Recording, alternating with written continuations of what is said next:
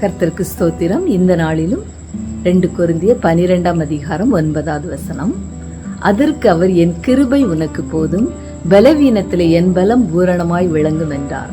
ஆகையால் கிறிஸ்துவின் வல்லமை என்மேல் விளங்கும்படி என் பலவீனங்களை குறித்து மிகவும் சந்தோஷமாய் மேன்மை பாராட்டுவேன்.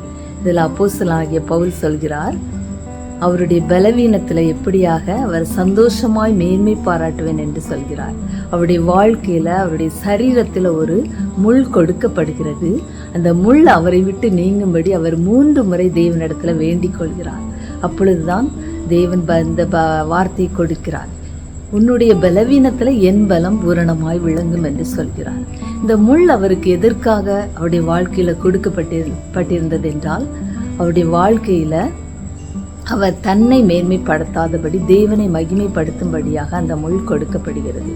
ஏனென்றால் அவருக்கு அநேக வெளிப்பாடுகளை தேவன் கொடுத்தார். அவருக்கு வெளிப்படுத்தப்பட்ட அந்த மேன்மையின் நிமித்தம் அவர் தன்னை உயர்த்தி விடக்கூடாது என்பதற்காக அந்த முள் அவருடைய மாம்சத்தில் கொடுக்கப்படுகிறது.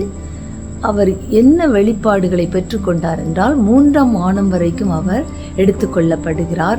பரதேசிக்கு எடுத்துக்கொள்ளப்பட்டு மனுஷர் பேசப்படாததும் வாக்கு கெட்டாததுமான அநேக வார்த்தைகளை கேட்டார் என்று நம்ம அறிந்திருக்கிறோம்.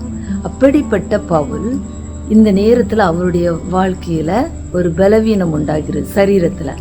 அந்த பலவீனம் நீங்கும்படி ஜெபிக்கிறார். 3 முறை ஜெபிக்கும் போதும் தேவன் சொல்கிறார், என் பலம் பூரணமாய் விளங்கும் என்று.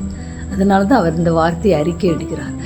அவருடைய பலவீனத்தை காட்டிலும் தேவனுடைய வல்லமை அவருடைய சரீரத்தில் தங்கி இருந்ததுனால அவர் மிகவும் சந்தோஷமாய் மேன்மை பாராட்டுகிறார். அப்படியாக நம்முடைய வாழ்க்கையிலும் ஏதோ ஒரு பலவீனமோ இல்லை சரீரத்தில் ஏதாவது துக்கமோ இல்லை நமக்கு வேதனைகளோ வரும்போது நாம் ஆண்டோடைய வார்த்தையை அதிகமாக அறிக்கையிடும்போது அது நமக்கு அந்த வார்த்தை பலனாக இருக்கும். அந்த வார்த்தை நம்மளை விடுவிக்கிறதாக காணப்படுகிறது. ஒரு புது வல்லமை நமக்குள் வருகிறதை நம்ம உணர்வோம்.